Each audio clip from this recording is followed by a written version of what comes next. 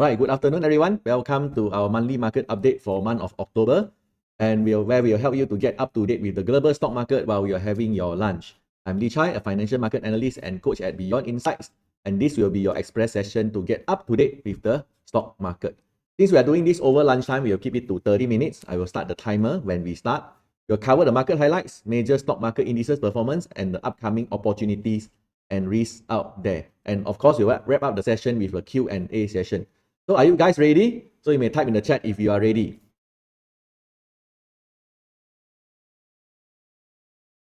All right, so let's get started. Right, just an important note before we proceed. Whatever we share here today is based on the latest data and facts. If there's further development, things may change. And we want to make sure that you know that we are not a licensed investment advisor and we do not manage customer funds. What does it mean is we are not in a position to give any buy and sell signals, and we also do not manage any customer's fund. We are an educational institution, so our purpose here is to educate people so that you can make your own decision and be your own investment manager. That way, you have better control over your decision and be able to get better results. If you are looking for stock tips, this is not the place for it. All information we share here are meant for educational purposes only and must not be taken as a recommendation to buy or sell.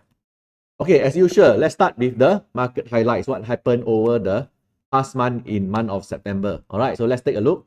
So first of all right, so currently we still have the US and China trade talks ongoing. And last week, I would say end of September, Donald Trump did have a phone call with Xi Jinping. And all these are the key topics around. So first of all will be the TikTok deal. So Trump indicated there is a progression on the potential agreement for TikTok US operation, potentially involving a sale or restructuring to address the national security concerns. However, so far Beijing have not yet confirmed any deals yet. So let's continue to monitor this part because this is one of the important criteria for the TikTok deal. And whoever get the deals might have a potential positive catalyst. All right, and of course, part of the trade agreement also will be the agriculture industry. So agriculture was in focus because in US, the soybean farmers are having I would say like having a sales issue because China has been stopping purchasing all these soybean from the US. And part of the trade war deals or the trade talk deals would be the soybean. All right, so potentially opportunities in agriculture industry, but this one could be just a temporary spike or temporary opportunity because of the trade talks. All right, and if let's say the deal went through, then it could have a positive catalyst for the agriculture industry, but usually this industry not as bullish as the tech sectors, or usually it's a more cyclical industry. All right, depends on the supply and also the demand. And lastly, China also urges Trump to lift certain security curbs to push for the deals. For example, there has been a lot of like chip export ban, a lot of restriction for China companies. So potentially they may use this as a bargaining power to get the deal between China and also the US.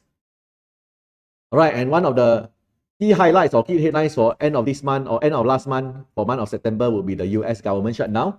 As we know, 1st of October, the government has been in a shutdown mode. So how many of you feel that this is very doomy and gloomy or feel that very uncertain with the market? You may type me in the chat if you see so. However, something to take note is that this is not the first time the US government shut down. All right, so this is not the first time the US government shut down. It has been happened in the past. And why is this happen is because the Congress failed to agree on a funding bill. All right, and this caused a lot of disruption in the government operation. For example, it caused delays in all this economic data, caused delays in all these inflation figures, and also it caused delays in certain economy reporting and so on. However, if let's say US government shut down, I think this one also caused issues for the unemployment because Donald Trump do take this opportunity to threaten that he will going to sack some of the federal employees, all right, the government workers.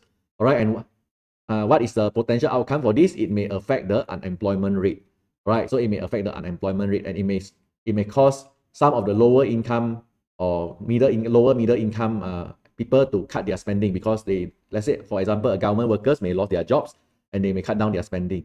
All right, and overall, this could affect the staple sector, the consumer staples, or it may affect certain lower end retail. However, something to take note is the US government shutdown has no relationship with all these tech stocks.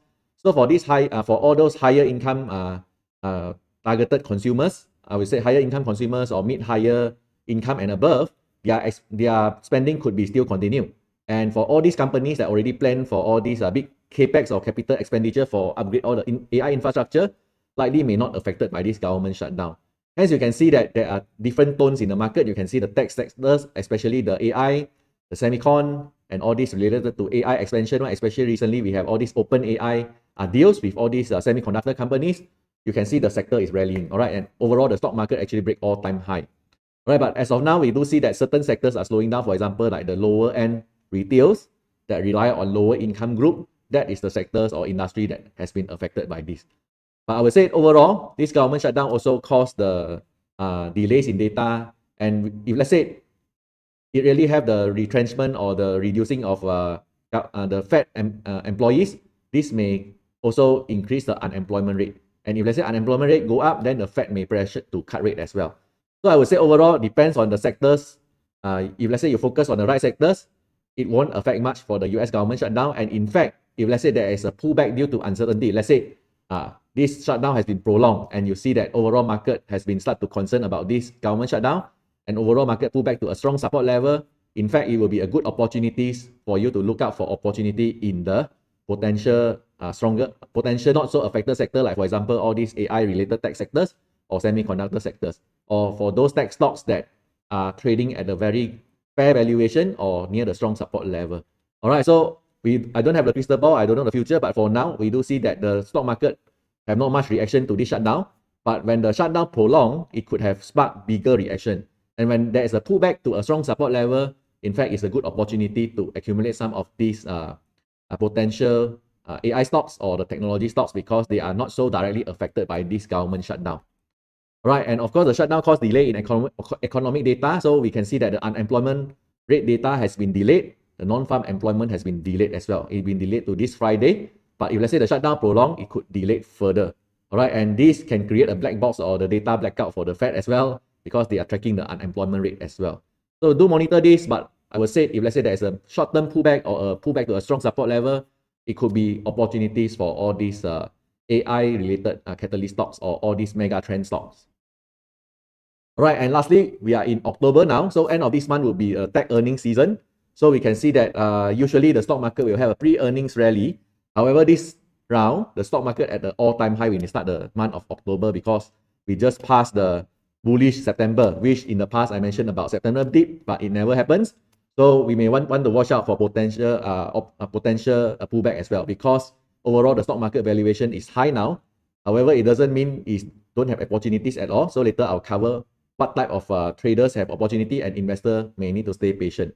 All right, but usually before earnings season, there could be a potential earnings rally. If let's say these few days or these few weeks has some pullback, it could be an opportunity as well. All right, and next week you have the bank to start report earnings, and towards month end we will have tech stocks, a lot of tech stocks to report earnings. All right, and I would say in conclusion, for the market highlights, the market continue to break new highs, and potentially we may have a pre-earnings rally. All right, so what does it mean is traders may swing trade or intraday trade, which means short-term trading in this high valuation market. All right, because now market is at a higher valuation now, the chart is very stretched.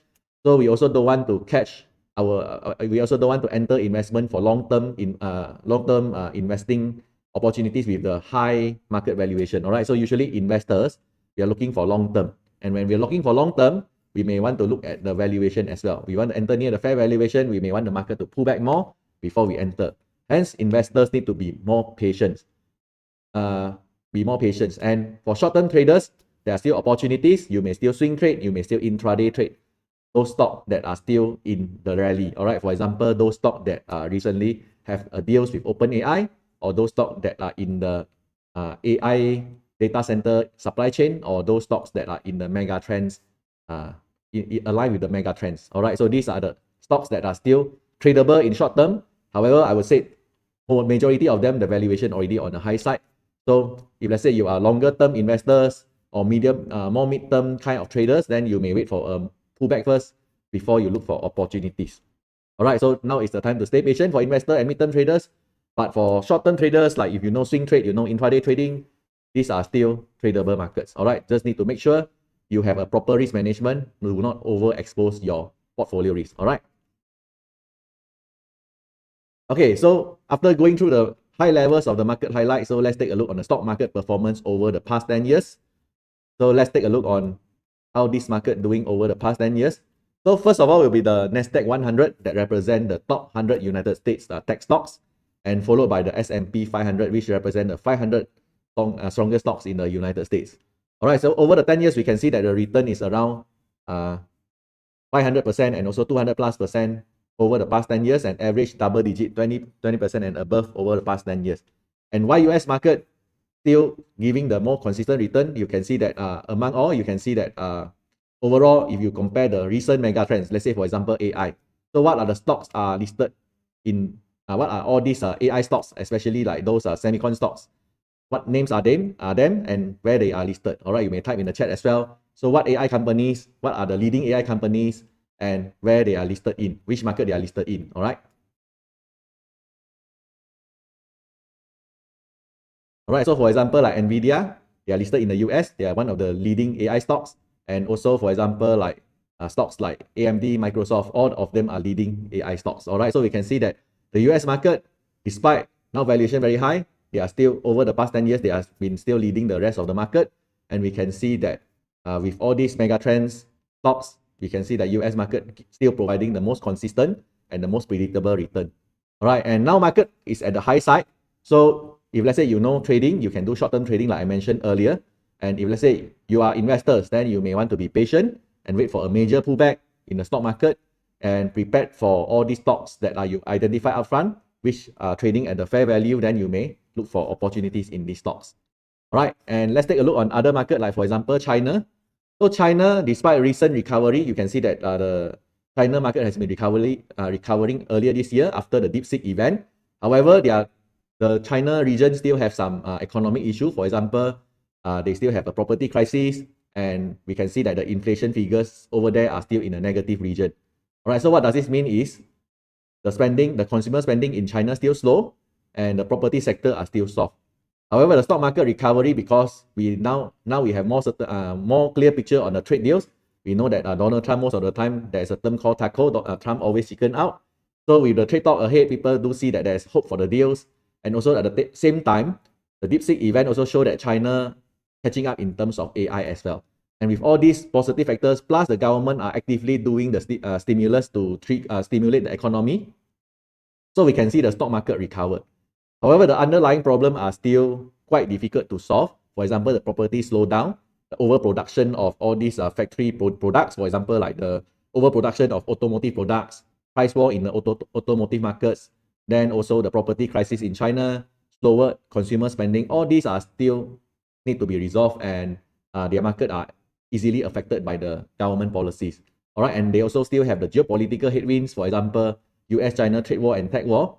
So the market, I would say, still have potential good stocks. A lot of stocks are still undervalued in China, but it's for experienced investor only, because we also don't want to expose our whole portfolio in China market, because they are still having the geopolitical headwinds and still have some issues over there. All right, but overall, there are still great stock there. If you're able to identify some of them, you may diversify some of your portfolio into the China market. All right, and we do see that after the Fed rate cut, or ahead of the Fed rate cut and after the Fed rate cut, we do see that some rotation into Asia market. All right, so over the past month, we have FOMC, which is the US Central Bank meeting, and they decided to rate cut for the first time since December 2024. And before that, we see some rotation, or I would say we see some funds rotation into the Asia market. And also after that, still have some continuation of the funds flow into the Asia market. All right, so however, like I said earlier, it's for experienced investor only. All right, and next one will be the Hong Kong market. So Hong Kong market also recovered this year, and Hong Kong market usually easily affected by the China market and also the US market, because they used to be a financial hub in Asia region. All right, however, nowadays with the US-China relationship, I would say this financial hub has been slowing down, and now the focus shift to Singapore. All right, but Hong Kong used to be a financial hub in Asia, and until today is still affected by the US market. And the uptrend continues after more trade certainties. We can see that US-China trade deals has been having more clarity now over a few rounds of talks, so things are stabilizing. All right, and Hong Kong also recently passed through the Stablecoin Act. All right, just like the US has been passed through their Stablecoin Act over the past few months or so, the Genius Act. So it's about the stablecoin regulation. So at the same time, Hong Kong also follow. All right, so China are actually doing some experiment, or I would say limited trial for stablecoin in Hong Kong as well. And this caused all these stablecoin related stocks to rally as well. And with the trade war certainties, Hong Kong market recovered. But like I mentioned earlier, it's also a volatile market because it's also strongly influenced by the Chinese government's decision. All right, and also slowdown economy in Hong Kong also affected the stock market. And with the international trade deals still having some headwinds, so Hong Kong also affected. All right, and also like I said earlier, there's some rotation into the Hong Kong market recently because of the US rate cut. All right, and lastly will be Malaysia. So Malaysia recently also start to recover, and over the past 10 years, it has been going sideways or in a downtrend, and you can see the return has been on the negative side over the past 10 years.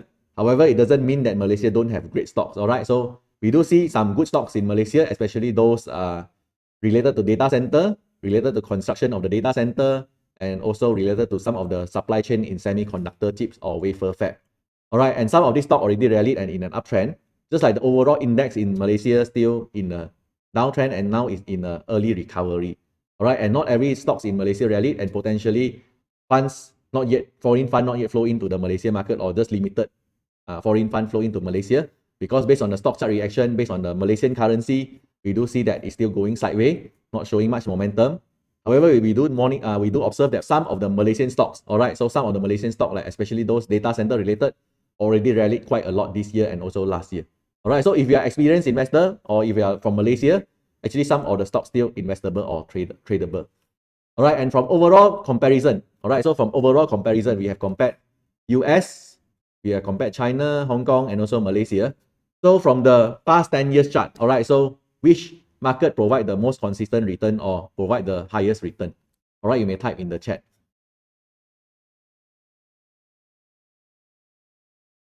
Right, so you can see that US market has been providing the most consistent return over the past 10 years. And why does it happen? Because if let's say you compare the US companies, I would say those companies listed in the US market, so what are the big global names that you know of that are listed in the US? All right, so if we compare between markets, all right, so what are the big names or big company names that you know of from the US market? Or global brand names? All right, any global brands you know that are coming from the US or listed in the US? Yes, Apple, Amazon, Microsoft, Google, all of these are US brands, all right, major US brands that we are using their products daily. And if let's say you compare the recent mega trends, for example, AI, big data, all right, all these leading companies are from which country? Majority of the leading companies.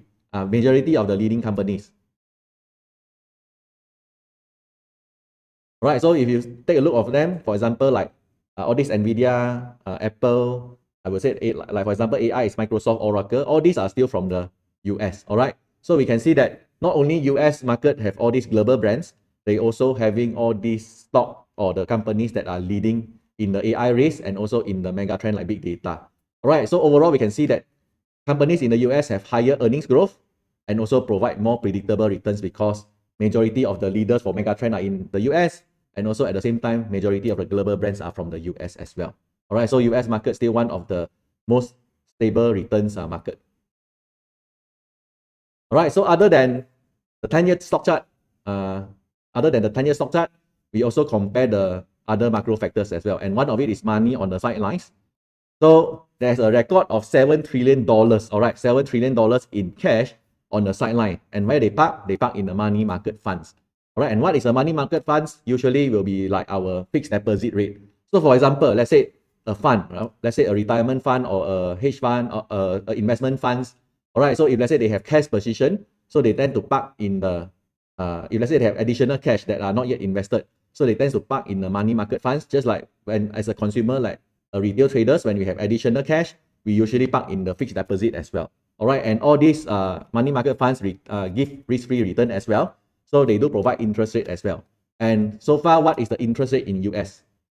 All right, it's around 4.2% now, all right, 4.25%. And one of the reasons why investors or the funds are stocking up cash is because to take advantage of the high risk-free rate. All right, so US currently have 4% plus, around 4.25% return for the money markets risk-free rate.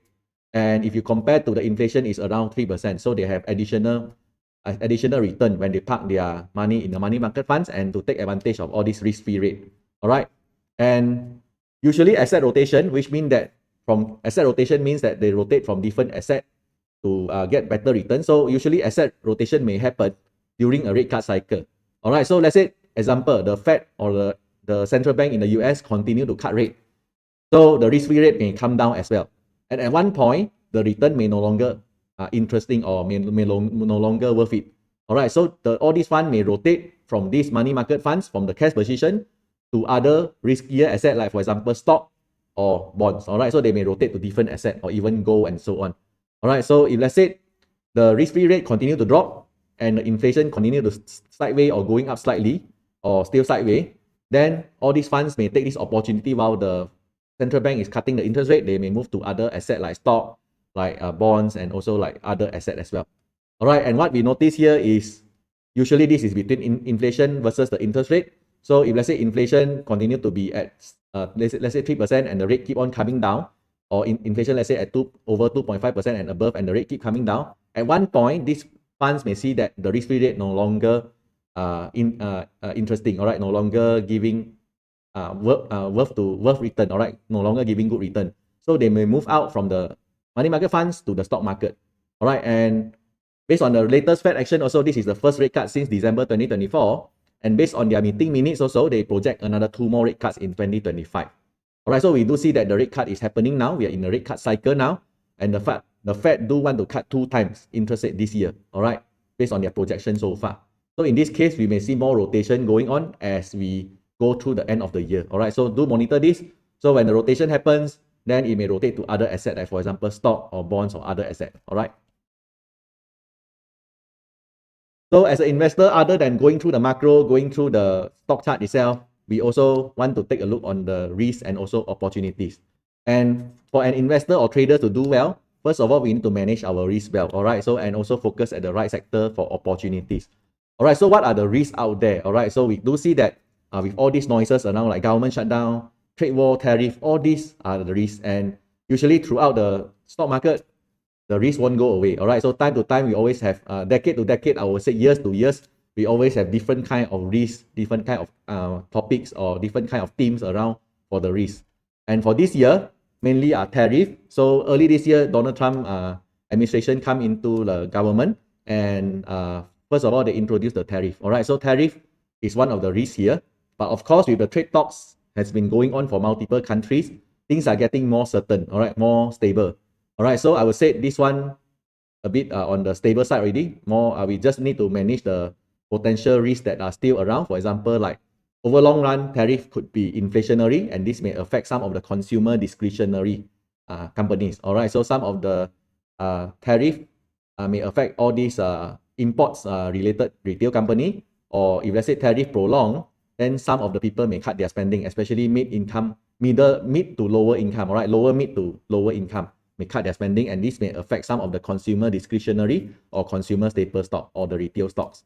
All right, and other than that, the force factory in the US. So as we know, throughout the trade talk deals with different countries, Donald Trump has been pushing a lot of companies to set up factory in the US. All right, and when you set up factory in the US, usually the labor cost in the US is higher or lower. You may type in the chat as well. So usually, if let's say you set up factory in the US, the labor cost is higher or lower. All right. So if with the higher labor cost, higher material cost as well, so will it cause the product to be more expensive? All right. So with the force factory in the US, it may cause some of the electronics good or some of the semicon chip to be more expensive to produce. All right.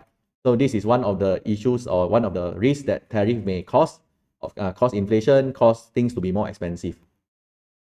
All right, and another macro risk will be the export restriction. So as we know, US government has been limiting all these export, especially those AI chips to China, in order to stay leading in the AI race, and also in order to still like protect their own national security. All right, so this AI chips control do affect some of the company's revenue as well. For example, like Nvidia. All right, Nvidia have around 16%, 15 to 16% of their revenue coming from China, and with all this export restriction, it does affect their revenue as well. All right. However, there are still other opportunities for Nvidia for their growth, as we can see later on. I'll cover in the opportunities part. All right. And other than that, the Genius Act, which is the Stablecoin Act in the US, and also the FinTech evolution. All right. So we do see that a lot of new breakthrough in the FinTech industry, especially we have all this blockchain technology getting more matured with all this Genius Act passing through. So this may be a threat for traditional banking. All right. All these traditional banks in the US may face headwinds or face the challenge And other than that is the traditional payment gateway. All right. So as we know, with the blockchain coming up and all these digital banks, all these new fintech companies coming up, so this may affect the traditional payment gateway. Just say for example, all right. So in Malaysia also we start to have all these digital banks, and we tend to have our payment going through all these QR code like Do It Now and so on. All right. And all these traditional payment gateway like Visa, Master are getting lesser, but overall they are still dominating the market. But their market share has been start to captured by all these new fintech technology, all right, new financial technology. So traditional payment gateway may be affected by all these changes in the financial industry. And other than that will be the antitrust regulation. So all these lawsuit for all these mega tech, all right, as we know, in US and also Europe, they have all these antitrust law. So time to time, all these big tech that dominating the market may get into lawsuit, all right. So this may affect some of the big tech. However, for like example, Google recently has been cleared off, no need to force sell their Chrome and so on. So you can see there's a strong rally from Google and so on. All right, so I would say this risk will most of the time stay because all these big tech has been dominating in their relevant industry for years. For example, Apple has been dominating in the phone markets, and also at the same time, Google has been dominating in the advertisement market and also the search engine market. Meta also dominating in the advertisement space, and we can see that Amazon also in the retail space, in the data center space, that has been also one of the big companies. So time to time, they may come across all these antitrust lawsuit. However, most of the time, once they resolve it, the stocks do rally and continue the growth. And in fact, it could be a good opportunity for investors to accumulate, or I would say investor to come in at a better valuation, all right? Because usually these companies still giving a high growth and also still dominating the space. However, you do need to understand the scope of the regulation. If let's say it affected their fundamental, then this may cause issue. However, for now, we do see that the risk, if you have a proper risk management, usually you can handle the risk well. All right. And next one will be the AI disruption.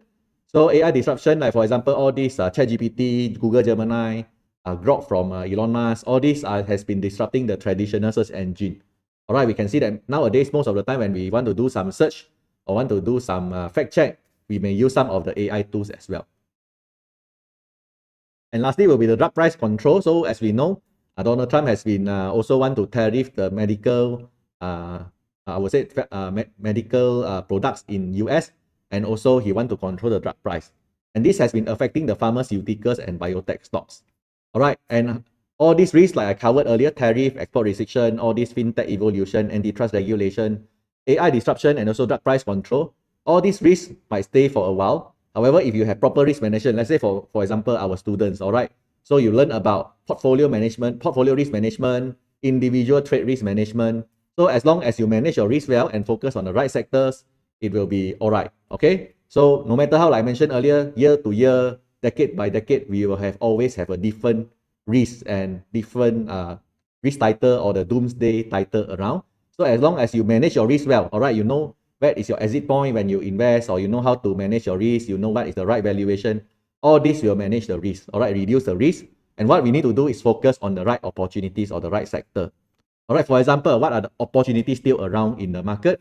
Will be all this AI related stuff. For example, AI, artificial intelligence, plus AI device upgrade cycle.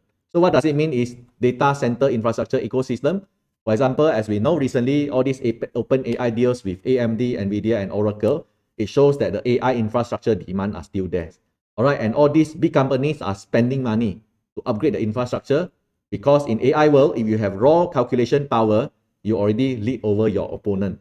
Say for example, Microsoft, Google, Amazon, it has been spending billions of dollars in all these AI infrastructure equipment like graphics card, like setting up more data center, building more storage space for all this data, because they know that, all right, so if I have a better computing power, I have a faster speed GPU, I will outpace my competitors, all right? And all this chip has been built by all this AMD, NVIDIA.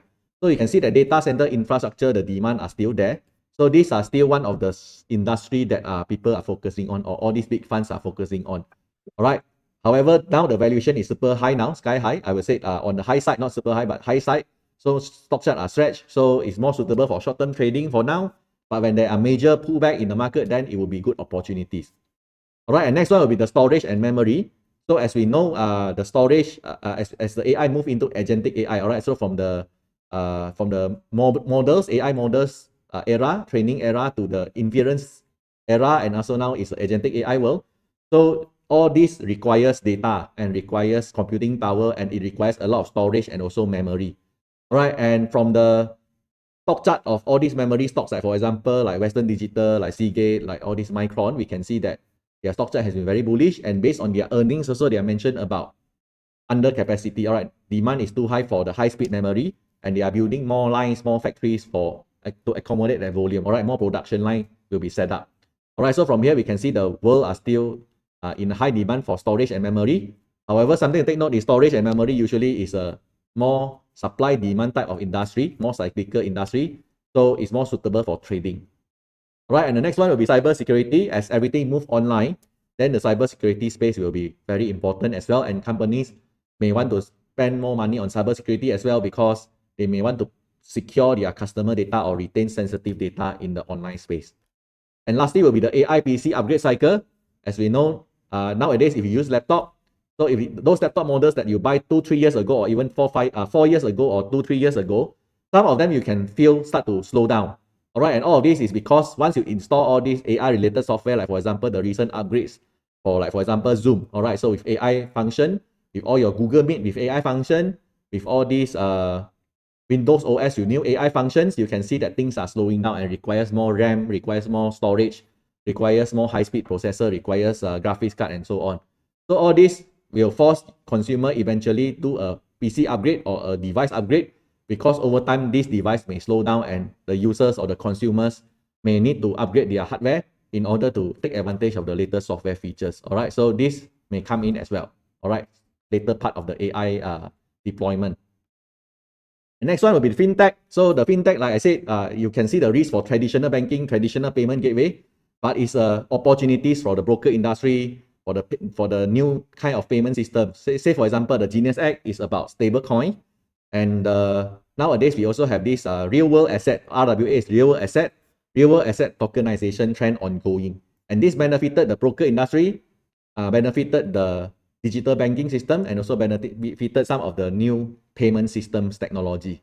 All right, so opportunities still are still in this industry and sector, just that the traditional player may face the threat, but the new upcoming emerging companies or the new technology companies may benefit from these changes. And next one will be the retail and staples recovery. So some of the retail stocks are recovering because of the rate cut cycle.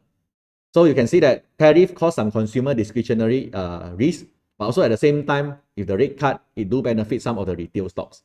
All right, so when it comes to retail stock or staple stocks, you may want to understand or get another level of understanding into the company itself.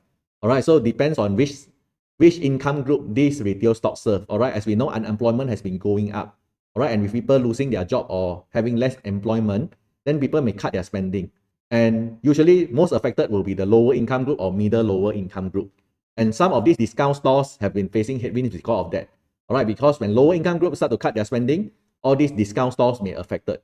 However, on the other side, all these are discretionary, like all these are serving the middle or higher income group, they may not affected. And with the rate cut, actually it may increase the spending on the higher income people and also higher mid income. All right, so certain retail stocks are recovering now, but not every single retail stock are recovering. So it depends on the which segment all these retail stores serve to. All right, it could be lower income group, could be high income group, but overall the sectors are recovering, and you may selectively choose the right stocks. All right. And lastly will be the interest rate sensitive industry. For example, now we are in the rate cut cycle, so all these small caps and also home builders may be positively benefit from this macro move. All right. So for example, small cap tend to have more loans because small companies need to have more loans to cover their R&D or their expenses, because small cap not in a strong cash position like compared to the big tech and also those cash rich company. All right. So with rate cut, they may enjoy cheaper loan rates. So this may be a positive factors for them. And for home builders, as we know, when the interest rate is high, mortgage rate will be high as well. All right, so with high mortgage rate, so the home sales likely may drop as well, and this affected their revenue. And with the rate cut start to ongoing, and we're in the rate cut start of the rate cut cycle now, so we may see that as the rate cut continues, home builders may recover. All right. And recently also we do observe that healthcare sectors also start to recover. So why the healthcare sector start to recover? The ETF is XLV. So why healthcare sector start to recover? Partly related to the Pfizer's drug pricing deal with Donald Trump administration. They managed to strike a deal with Donald Trump's administration, and they managed to get a deal. And this caused the overall healthcare sectors to recover because the Pfizer deals will be a model for other drugs company. All right, and this caused the overall recovery in the healthcare industry. Also, other than that, Donald Trump also mentioned that he wants the healthcare companies or the pharmaceutical company to come build factory in the US. All right, and people do see that this is similar pattern with what they have in the semicon, which are pushing the factories or pressuring the factory to set up, I would say pressuring or pushing the companies to set up factory in the US. So he's doing the similar action in the healthcare now. And a lot of healthcare industries do see that this is a potential hope or potential template for the coming forward tariff and also drug price control. Hence, you can see that the healthcare sector has been recovering recently because of finally there are some deals ongoing and there's some model to refer to, which is the Pfizer deal. All right, so if you, let's say you are trend traders or you are I would say more towards trading only. If let's say you are trend traders, you may look out for the healthcare sector for opportunity. All right, and of course, this is just a 30-minute market update and already slightly overrun. So we would like to invite you to a free 3-hour webinar that covers a framework on how to approach the stock market in a systematic, versatile, and also safe way. All right, we have the most systematic course in the market. We have process step or process map for every single trading style. And we have versatile strategies to handle all kind of market condition. All right, and we have a safe approach with proper risk management as well. And I would say this will be your best time for you to learn a systematic way to trade or invest to capitalize on the opportunities if let's say you see there is a market dip over the next month or next few weeks, especially when we are approaching earnings season as well. All right, however, having said that, you still need time to plan and also time to practice and pick up the skill set while we are waiting for the opportunities, because now the market is at a higher valuation place. All right, and get yourself ready when the opportunities arise. All right, and also we have a hybrid class for workshop. We have face-to-face and also online workshop. So do join our 3-hour webinar to find out more. All right, and in order to understand when is the next available webinar, you can scan the QR code. We have the landing page for you to register for the event. All right. So if you find this market update is beneficial to you, do recommend it to your friends as well. All right, so I'll take a pause here for you to scan the QR code.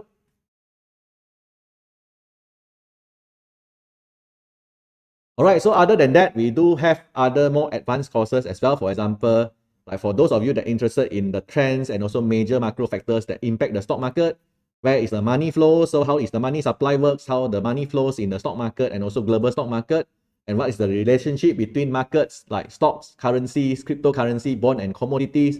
We have courses to cover that as well. All right, so we have the macro insight course to cover how funds move or rotate when it comes to important macro factors. Like for example, now we are at the rate cut. All right, so usually rate cut will be a major fund movement cycle. So we do cover that in our micro insights. And also at the same time, we do have industry analysis of top 8 industries as well, which is in the industry insight as well. So we do analyze the supply chain dependency, the opportunity and risk in all these industries. For example, like semicon, for example, like data center, for example, like fintech and so on. All right, so we do have covered fintech over the past industry insight as well. And other than that, you also will learn how to screen and analyze all these emerging stocks. All right, and other than that, we also have company insights to go in depth into a company to understand what affecting the company and what is the SWOT analysis for this company. Like for example, what are the opportunities, what are the threat of all these companies. All right, so if you are interested, you can scan the QR code to register interest for about all these different courses as well. All right, so with that, I'll open the floor for Q&A. So any questions you may type in the chat, so I'll answer you in the Q&A.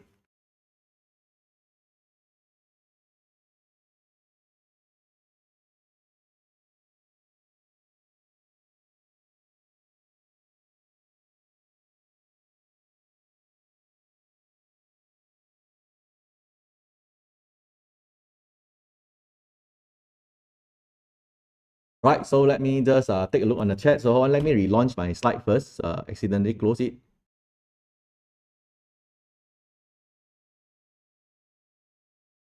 Right, it's okay, my computer having some issue, but it's okay. Let me answer the Q&A by the chat. So let me just go through the chat box. So if there is no interest rate cut this year, how will the market like? All right, so I would say early on market has been rallied because of the rate cut. So if let's say the Fed suddenly reverse their decision, this may cause a more major pullback, especially those interest rate sensitive sector or industry, for example, like the small cap, like the home builders. However, based on the odds now, is unlikely because based on their projection also this round, they are quite concerned about the unemployment rate. And based on the data, the unemployment rate has been trending up, all right, and the job market has been slowing down, all right, and the Fed usually have dual mandate. First of all is price stability. The other mandate will be full maximum employment. All right, so now the employment is slowing down, the inflation going sideways.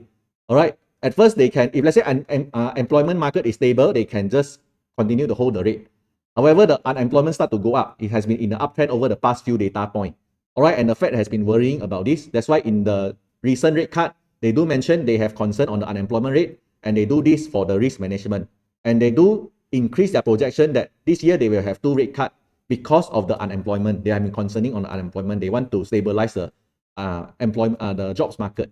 Hence, the odds of pausing the rate will be on the low side. So based on the probability now, is almost like 90% plus they are going to cut next round. And also the second time could be over, also almost close to 90% odds that they're going to cut. All right, so market already factor in this, hence the rally. However, what may make Fed to stop cutting the rate likely will be you see a strong recovery in the job market. Let's say, for example, the upcoming unemployment rate, suddenly you see there is a huge drop, not much unemployment anymore. Then this may cause the Fed to U-turn. All right, but for now, the trend is trending up. The unemployment rate has been trending up. And with the latest government shutdown, Donald Trump do threaten to cut more Fed workers, and this may affect the unemployment rate also. This may cause the unemployment rate to go up maybe by 0.1%. All right, so in this case, the odds of rate cut is still on the low side. All right, and next one, with the interest rate cut and expected good earnings report coming, should we hold? All right, so if let's say you are our students, you have process map. For that, you already learned how to identify the right area for you to move out stop loss to protect your positions. All right, and depends on trading style or investment styles. So you already have a proper guideline or process map for you. And I would say, I don't have a crystal ball to see like whether the market will drop or go up. But I would say that with the earnings rally is around, so you can also, based on the stock chart, identify which area you can also like move out your stop loss to protect the positions. All right. And also for investors, if let's say you still have conviction with the companies, you do still have conviction with the AI trends, I would say you can still hold the position. I would say like still stay in the position as long as you have proper risk management, as long as you have a system to do so. All right, and next one is the market dip that we talked about during August and September over now. All right, so looks like only tech stock that continue to excel for now. Which sector that might have high potential next? All right, so typically based on the past data, August and September is a more bearish season. And this year, in fact, it go against the data. All right, we have the best September for years. All right, best September for years. All right, and usually when the market is at the stretch area on the higher valuation, it just take 1 or 2 negative news to move the whole thing down, all right, to push the whole thing down. All right, so over the past years of tradings, we do see that if let's say August, September, no dip happen, sometime it may happen in November when we have disappointed earnings. Let's say end of October, after the high expectation of the earnings, when the earnings result announced, if let's say there's a miss of earnings from this big tech or the major movers, then it may cause a pullback. All right, or suddenly there is some unemployment data change or some bad news coming out. For example, like now we have a government shutdown. All right, for now, not much reaction from the stock market. But what if the shutdown prolong to maybe more than 2 weeks? Then the market may start to panic and have some sell off. All right, so this may still happen. So what is important for traders or investors is we may continue to like trade according to the trend and the charts, and while managing our own risk. All right, while managing the risk. So the overall market is on the high valuation now. All right, higher valuation now is very stretched now. So it's not the best time for investor or traders to like I would say go too aggressive. All right, go too aggressive. All right, so you investor or traders may consider a proper risk management. All right, limit your exposure. Then also make sure you have protection. All right, make sure you have protection for that. All right, so some of you talk about DHI. All right, so can talk more about on DHI. Analyst review seems drop cost bearish yesterday. All right, so DHI has been the home builder supposed to be bullish on the rate cut. However, one of the companies, I think is LEN, if I not remember wrongly, reported negative earnings and caused overall weakness of the industry. All right, so based on the stock chart now, it has been quite shaky. So if let's say cause a bearish sell-off, then you may want to watch out for the important level to exit if let's say you have a stop loss. All right, so do make sure you have a proper risk management. And I would say home builders affected by the recent earnings by other companies or one of the company in the industry. All right, is there a way to tell the sectors have started rotating, e.g. investor moving out from tech? All right, so in this case, usually you can refer to the relative performance of the stocks to see whether there is any abnormal behavior. So for example, let's say you see major market sell-off, then certain industry has been recovering strongly. This could be a sign. And if you know how to interpret, let's say for example, the RRG, the relative rotation graph, which is another way of interpreting the overall sector rotation. So you may also use that chart to observe whether any rotation. All right, usually the sign will be you see a weakening of the leading stocks. For example, like all these tech stocks start to have sell-off, and all these over-penalized stock, like for example, those show better valuation or lower valuation stock, like for example, the staples, defensive sector like healthcare, staples, utilities, start to recover strongly. All right, for now, I don't see the sign yet. No major sell-off in the tech yet. So until we see that, then we can see that there is a major rotation ongoing. All right, and also how real is OpenAI valuation, hence the deal with their partners like AMD, Oracle, will they do more deals with others? All right, so of course, this OpenAI is a private company, so I don't have access to their valuation. And so far, for now, their deal with the AMD, Oracle, all this, we can see that they are also start to acquire a lot of hardware from different vendor other than NVIDIA. All right, so we may continue to see these OpenAI deals, whether how is the deal, whether this already, what is the intention they have a deal with AMD and what is the intention they have with Oracle. All right, so I still digesting all these deals. So if we have later on, we may update in the next market updates. All right, if there is no rate cut this year, how will the market like? All right, so I already explained that. All right, so I hope that I answered most of the questions. So all right, so thanks everyone for joining this market update. And also, if you find this market update is useful for you, do share it with your friends as well. All right, so we appreciate that you share the market update with your friends. And also, if let's say for those of you that is our students, if let's say you also find that after you take our workshop and everything, you find it's useful, you can also share the preview link with your friends and also your family. All right, so with all of this, I will call this an end for my market update for this month. So thank you everyone and see you in the next market update.